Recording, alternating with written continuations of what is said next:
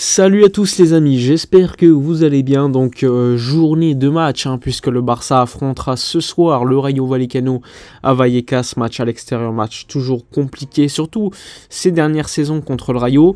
Mais bon, le Barça arrive dans la banlieue de Madrid avec l'avantage de savoir que le Real Madrid hier a perdu contre Girona en banlieue de Barcelone. Donc là on va en banlieue de Madrid. Une victoire contre le Rayo nous permettrait donc de prendre 14 points d'avance et donc nous assurer d'une certaine manière un matelas encore plus large, sachant qu'après ce match, il ne restera plus que 7 matchs. Et si tu as 7 matchs, 14 points d'écart, eh bien tu as 4 matchs d'écart pour le Barça. Donc on serait dans une situation très très avantageuse pour gagner ce titre de champion d'Espagne. Bon, on revient sur l'actualité, sur les informations, mais on revient déjà en préalable. Hier, il y a eu une conférence de presse donnée par le FC Barcelone, par la vice-présidente Elena Fort, qui elle s'occupe beaucoup plus du secteur donc institutionnel, tout ce qui est le club en tant que tel. Et donc elle a évoqué le changement de stade, puisque comme vous le savez, la saison prochaine, le FC Barcelone ne jouera pas au Camp Nou, mais jouera bien à Montjuïc. Donc comme vous le savez, les travaux du Camp Nou commenceront dès le mois de juin. Et donc le Barça jouera à Montjuïc toute la saison prochaine. Donc on a appris et confirmé qu'il y aura bien 49 000 places la saison prochaine disponibles lors des matchs qui se joueront là-bas. Sachant que le Barça, alors qu'il prévoyait 93 millions d'euros de manque à gagner suite au changement de stade, eh bien le Barça prévoit aujourd'hui 55 millions d'euros plutôt que 93. Donc le Barça a réussi par du travail à diminuer ce manque à gagner, probablement parce que le Barça a suspendu tout simplement les abonnements pour la saison prochaine. Donc ça sera des places vendues de manière individuelle et évidemment c'est beaucoup plus cher que si tu as un abonnement. Donc ça c'est positif pour le Barça au niveau économique, qui aura un manque à gagner beaucoup moindre que ce qui était prévu, et donc évidemment cela aura un impact sur le fair play financier de la Liga, puisque moins 93 et moins 55, c'est pas la même chose. Tu gagnes entre guillemets 40 millions d'euros de fair play financier, et ça c'est importantissime pour être à l'équilibre. Comme je vous l'ai dit, j'avais fait une vidéo il y a quelques jours, et bien vous pouvez déjà rajouter désormais 40 millions d'euros de plus, puisque le Barça a réussi à diminuer ce manque à gagner. Donc très bonne nouvelle pour le club. Bon, passons maintenant à ce qui intéresse, je pense, tout le monde, toute l'actualité. Bon, moi je préfère parler dans cette vidéo du projet de l'année prochaine. L'année prochaine, on va se retrouver avec un milieu de terrain très fourni. On n'est pas idiot, on le sait maintenant. Busquets va probablement prolonger son contrat, donc le milieu de terrain va être composé probablement au minimum de Busquets, Frenkie de Jong, Pedri, Gavi. Et ensuite, on a on va dire des doutes concernant la présence de Kessié, de Pablo Torre, qui lui probablement partira en prêt, et encore une fois l'arrivée probable d'Ilkay Gundogan. Donc si tu as tous ces joueurs au milieu de terrain, personnellement, sachant que tu vas faire jouer Lionel Messi s'il arrive à Barcelone l'année prochaine comme ce qui est prévu, eh bien tu vas jouer nécessairement avec un Messi axial. Donc personnellement, je pense derrière l'attaquant, c'est-à-dire Lewandowski.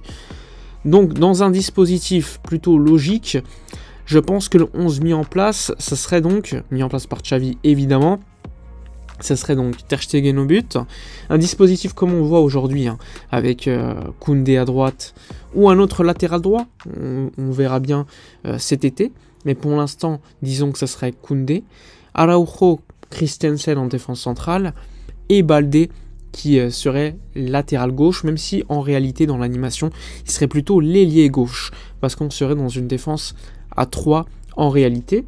Ensuite un milieu de terrain, on va dire un carré composé personnellement que je mettrais en place de Frenkie de Jong, Gundogan, Pedri, et ensuite comme vous le savez, le Barça, surtout Xavi, compte mettre Messi dans l'espèce de carré du milieu de terrain, milieu offensif, numéro 10, très compliqué à déterminer. Donc pour compléter ce carré composé de Jong, Gundogan, Pedri, il mettrait donc Messi. Et ensuite à droite, pour faire le pendant de Baldé qui serait en vérité latéral gauche, il mettrait donc Dembélé ailier droit et Lewandowski numéro 9. Ça serait déjà le projet, le dispositif que mettrait en place Xavi. Mais les noms pourraient être différents. On sait que Busquets pour Xavi est un homme très important. Moi je ne comprends pas du tout, surtout si tu fais venir Gundogan. Peut-être que Busquets prendrait ce rôle de joueur de banc, de capitaine qui rentre en fin de match, qui apporte pour amener du calme, etc. Ok, pourquoi pas, mais surtout pas pour être titulaire. Après, tu as des joueurs comme Gavi, etc. Il y a pas mal de matchs, 50 matchs par saison. Un joueur comme Gavi qui est très jeune, qui a énormément de talent, tu le fais jouer titulaire certains matchs, tu le fais tourner, parfois tu fais pas jouer Gundogan, parfois pas jouer De Jong, etc., etc. Bref, tu fais tourner, et même parfois Messi ne jouera pas, donc tu peux faire tourner, surtout avec un tel effectif. En tout cas, moi c'est ce que je ferais. Vu la qualité, après tu peux te dire qu'avec ce milieu, il pourrait manquer d'un joueur qui va au charbon faire le contre-pressing, je suis plutôt d'accord, surtout que Gavi est tellement important dans cette facette, mais à partir du moment où tu fais revenir Messi, eh bien nécessairement tu perds un joueur qui va presser en contrepartie. Donc à voir ce que va décider Xavi, sinon ça va être classique, Busquets, Pedri, De Jong, ou Gavi en plus comme quatrième milieu. Mais alors là, comment tu placerais Messi? Est-ce qu'il n'y aurait pas d'ailier droit? Donc ça serait compliqué. Pour moi, le meilleur dispositif, c'est celui que je vous ai cité. Après, évidemment, les noms peuvent changer. Après, tu dépendrais beaucoup sur le côté gauche de Baldé, sachant que Baldé a encore beaucoup à apprendre sur son côté. Sachant que ensuite au milieu de terrain, tu serais largement dominant normalement avec un tel milieu. Mais il pourrait te manquer sur certains matchs le joueur qui, on va dire, amènerait dans le contre-pressing pour casser les actions, ce que fait Pedri ce que fait Gavi de manière excellente. Donc c'est un équilibre à trouver. En tout cas, avec un tel effectif, on peut avoir une belle équipe l'année prochaine.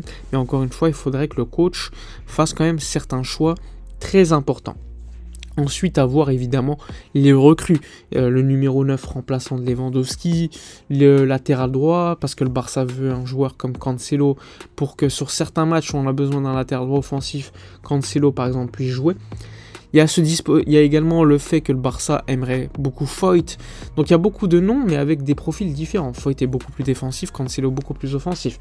Donc il y a beaucoup de choses à faire, sachant qu'on a déjà recruté Inigo Martinez pour amener en défense centrale pour les matchs de Liga, pour certains matchs, sachant que évidemment Marcos Alonso à voir son futur, Jordi Alba, est-ce qu'il va rester ou pas, parce que tu as un latéral gauche en trop, Baldé, Marcos Alonso, Jordi Alba, même si Marcos Alonso peut jouer défenseur central, là tu as amené Inigo Martinez qui est défenseur central gauche, donc il y a forcément des joueurs qui sont en trop, Eric Garcia, les ailiers. Est-ce que le Barça va signer un ailier gauche et finalement laisser Baldé comme latéral gauche de manière simple? Pas mal de choses à voir, beaucoup de dispositifs qui peuvent changer selon le mercato effectué. En tout cas, on va se régaler cet été. Bref, dites-moi dans les commentaires ce que vous pensez, quel dispositif vous mettriez en place, quel 11. N'oubliez pas comme d'habitude de vous abonner à la chaîne, de liker, de commenter, partager. Je vous dis à la prochaine et comme d'habitude, portez-vous bien.